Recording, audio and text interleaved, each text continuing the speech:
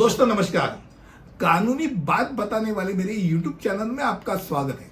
और आज का विषय, जब उचित स्टैम्प शुल्क यानी स्टैम्प ड्यूटी का भुगतान अगर नहीं किया तो क्या होता है। पहली बात ये कि भाई उचित स्टैम्प ड्यूटी क्या होती है, उचित स्टैम्प ड्यूटी या स्टैम्प शुल्क क्या होता है।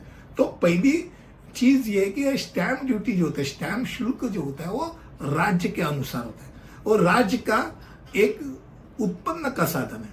अब मान लो 100 रुपये और 500 रुपये का स्टैम्प पेपर आपने लगाया नहीं तो डॉक्यूमेंट ही गलत होता है। अगर मान लो आपने स्टैम्प ड्यूटी में कुछ कटौती की या स्टैम्प ड्यूटी नहीं भरी, जैसे लीव एंड लाइसेंस है, एग्रीमेंट है, आपने नोटरी कर दिया और स्टैम्प ड्यूटी उसके लिए तय की गई है, वो स्टैम्प ड्यूटी नहीं भरी, तो मान लो आपने जिसको रखा है वो लाइसेंस ही वो अगर निकलता नहीं है, घर से ही निकल नहीं रहा है, तो ना आप पुलिस में जा सकते हैं ना आप कोर्ट में जा सकते, यानी आप लटके हुए रहते। तो उसके बजाय अगर उचित स्टैम्प ड्यूटी भरते हैं तो आप बच सकते। अब दूसरी बात, अधिकृतता होनी है। अगर स्टैम्प ड्यूटी भरते, जैसे सेल एग्रीमेंट है तो सेल एग्रीमेंट है या एग्रीमेंट फॉर सेल है, अगर दो लोगों में कुछ व्यवहार हुआ है घर खरीदी का तो 6% स्टैम्प ड्यूटी है। मुंबई की बात करें तो अब 6% स्टैम्प ड्यूटी है। स्टैम्प ड्यूटी कैलकुलेशन करते समय मार्केट वैल्यू नहीं देखा है, जो रेडी रेकनर वैल्यू नहीं देखा है, डेप्रिसिएशन आपने मन से ले लिया और आपने कम पैसा भर दिया, स्टैम्प ड्यूटी कम भर दिया। तो एक चीज 100% आप याद रखें, पहली बात तो आपका डॉक्यूमेंट गलत है, डॉक्यूमेंट को अधिकृतता आप नहीं दे सकेंगे।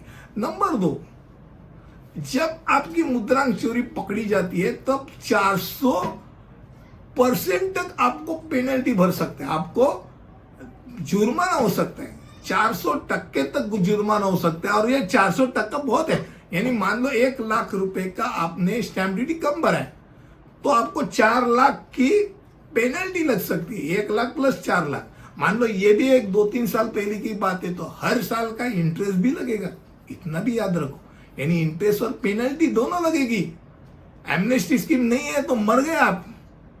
तो यही चीज आपके दिमाग में रखो। आज का विषय था कि अगर उचित स्टैम्प शुल्क नहीं भरा तो क्या हो सकता है। तो भाई आपका डॉक्यूमेंट ही गलत होगा, आपको डॉक्यूमेंट को अधिकृत करना है, आपको डॉक्यूमेंट को चलाना है, तो आपको मुद्रांक या स्टैम्प ड्यूटी, उचित स्टैम्प ड्यूटी, उचित मुद्रांक आपको भरना ही है। इतना ही मैं आपको बताना चाहता था।